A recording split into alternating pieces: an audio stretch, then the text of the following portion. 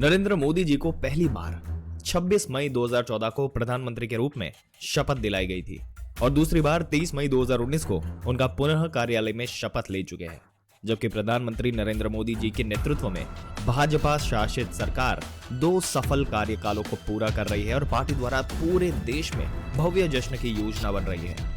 और दोस्तों, अगला भी कार्यकाल जो है, जिस तरीके से ये चीजें जा रही है, देश के सबसे बड़े पद पर विराजमान प्रधानमंत्री मोदी जी के नाम से आज कौन वाकिफ नहीं है।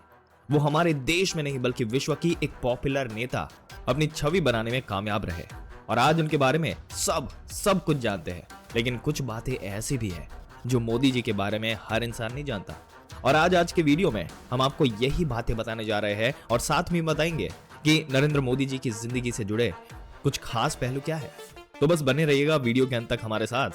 दोस्तों, प्रधानमंत्री मोदी जी, इनका जन्म 17 सितंबर 1950 को गुजरात के वडनगर के एक गरीब परिवार में हुआ था। उनके पिता का नाम दामोदर दास मूलचंद मोदी और मां का नाम हीरा बहन है। नरेंद्र मोदी के 5 भाई बहन है, जिसमें उनका नंबर दूसरा आता है। मोदी जी को बचपन में नरिया कहकर पुकारा जाता था। नरेंद्र मोदी जी के पिता रेलवे स्टेशन पर चाय की दुकान लगाते थे। मोदी जी भी अपने पिता की चाय की दुकान पर उनका हाथ बटाते थे। मोदी जी बचपन से ही कुछ अलग थे दोस्तों। वो आम बच्चे की तरह नहीं थे। उन्हें बचपन में ही देशभक्ति के काम करना बहुत पसंद था। 1962 में भारत चाइना युद्ध के दौरान मोदी जी ने ट्रेन में फौजियों को चाय पिलाई। और यही नहीं, 1965 के भारत पाक युद्ध के समय भी मोदी जी ने वहां से गुजर रहे सैनिकों को चाय पिलाई। मोदी जी ने गुजरात के ही वडनगर के ही भगवाचार्य नारायण आचार्य स्कूल से ही अपनी पढ़ाई की शुरुआत की और वो पढ़ाई में औसत छात्र थे। मोदी जी को बचपन में एक्टिंग का बहुत शौक था, इसलिए वो स्कूल के बाद नाटकों में भाग लेते और इनाम भी हासिल करते थे। वो एनसीसी में भी शामिल हुए। मोदी जी बचपन से ही लीडर क्वालिटी के थे। वो एक दिन शर्मिष्ठा तालाब से खड़ियाल का बच्चा पकड़कर अपने घर ले आए। मां के समझाने पर उसे वापस तालाब में भी छोड़कर आए। वो बचपन में साधु संतों से बहुत प्रभावित थे। बचपन से ही सन्यासी बनना चाहते थे। सन्यासी बनने के लिए मोदी जी ने स्कूल की पढ़ाई छोड़ दी और बाद में घर से भाग गए। इस दौरान वो पश्चिम बंगाल के रामकृष्ण आश्रम सहित कई जगहों पर घूमे। मोदी जी बचपन से ही आरएसएस को पसंद करते थे और उससे जुड़े भी। 1958 में दीपावली के दिन गुजरात आरएसएस के पहले प्रांत प्रचारक रहे लक्ष्मण राव ईमानदार वकील साहब ने नरेंद्र मोदी को बाल स्वयं सेवक की शपथ दिलाई। मोदी जी बहुत ही मेहनती कार्य करते थे। वो आरएसएस के बड़े शिविरों आयोजनों में मैनेजमेंट के कार्य करते। आरएसएस नेताओं के ट्रेन और बस में रिजर्वेशन का जिम्मा उन्हीं के पास होता था। मोदी जी कई महीनों तक हिमालय के साधुओं के साथ भी रहे। वापस आने पर उन्होंने सन्यासी जीवन त्यागने का फैसला किया और अपने भाई के साथ मिलकर अहमदाबाद में कई स्टेशनों पर चाय की दुकान लगाई। हर परेशानी का सामना करते हुए चाय बेची। 18 साल की उम्र में मोदी जी की मां ने बनासकांठा जिले के राजा सोना गांव में रहने वाली जशोदाबेन से मोदी जी की शादी करा दी। विवाह के बाद मोदी जी घर छोड़कर संघ प्रचारक बन गए। कुछ लोगों का कहना है कि वो शादी के 3 साल बाद तक अपनी बीवी के साथ रहे, लेकिन मोदी जी के बारे में लिखने वाले इस चीज से इनकार करते हैं। मोदी जी अहमदाबाद संघ मुख्यालय में रहते थे और वहां से सारे छोटे छोटे काम जैसे कि सफाई करना, चाय बनाना और बुजुर्ग नेताओं के कपड़े धोना वगैरह जैसे काम करते थे। वो हर काम में पहले अपनी माँ का आशीर्वाद लेने घर जरूर जाते थे। ये काम दोस्तों वो आज भी करते हैं। 2014 का लोकसभा चुनाव जीतने के बाद भी सबसे पहले वो अपनी माँ का आशीर्वाद लेने उनके घर गए थे। संघ में रहते हुए कुर्ते की बाह छोटी करवा ली ताकि वो ज्यादा खराब ना हो, जो वर्तमान में मोदी ब्रांड कुर्ता इसके नाम से मशहूर है। 1975 में जब इंदिरा गांधी ने कई राजनीतिक कारणों की वजह से राज्यों में आपातकाल लगा दिया था, उस वक्त भी मोदी जी सरदार के रूप में पुलिस से छिपकर सरकार की गलत नीतियों का विरोध करते रहे। मोदी जी बहुत ही मेहनती कार्यकर्ता थे। आरएसएस में उनके कार्य को देखकर उन्हें बहुत ज्यादा सम्मान मिलने लगा और स्वामी विवेकानंद से वो बहुत ज्यादा प्रभावित थे। उन्होंने गुजरात में स्वामी विवेकानंद युवा विकास यात्रा भी निकाली। मोदी जी शुद्ध शाकाहारी है। वो व्रत भी बहुत रखते हैं। मोदी जी 18 घंटे काम करते हैं और कुछ ही घंटे सोते हैं। वो समय के बहुत ही पाबंद है। दोस्तों, लाल कृष्ण आडवाणी को मोदी जी का राजनीतिक गुरु माना जाता है।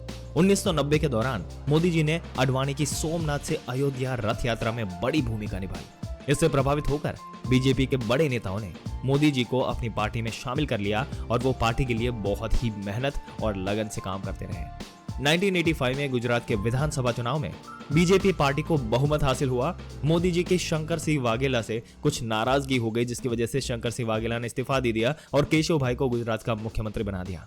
अब मोदी जी को दिल्ली बुलाकर केंद्रीय मंत्री की रिस्पॉन्सिबिलिटी सौंप दी। धीरे धीरे केशव भाई की तबीयत खराब रहने लगी और चुनाव में पार्टी कई सीटें हार गई। इसके बाद बीजेपी ने अक्टूबर 2001 में मोदी जी को गुजरात का मुख्यमंत्री बना दिया।